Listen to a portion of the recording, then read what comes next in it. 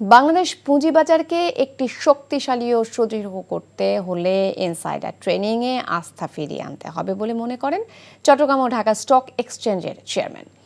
সন্ধ্যায় Bangladesh merchant banker অ্যাসোসিয়েশনের আয়োজনে এক অনুষ্ঠানে একথা বলেন তিনি। অনুষ্ঠানে এনবিআর, বাংলাদেশ ব্যাংক ও পুঁজিবাজার সংশ্লিষ্টরা পুঁজিবাজারের উন্নয়নে বিভিন্ন দিক তুলে ধরেন।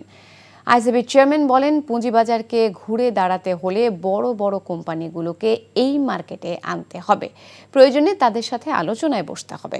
এনবিআর এর সদস্য একেএম বদিউল আলম বলেন, শুধু ট্যাক্স কমালেই ক্যাপিটাল মার্কেট সমৃদ্ধ হবে না, সেক্ষেত্রে পলিসি ঠিক করতে হবে।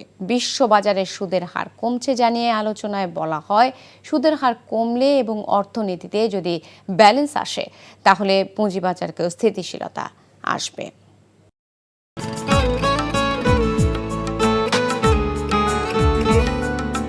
আপনার নামটা? নীলা। রাহুল। ওকে, এই মেয়েটারে তোর ভাবি সবাই কেমন লাগবে? আপনাকে না বলছি আমাকে ফলো না করতে?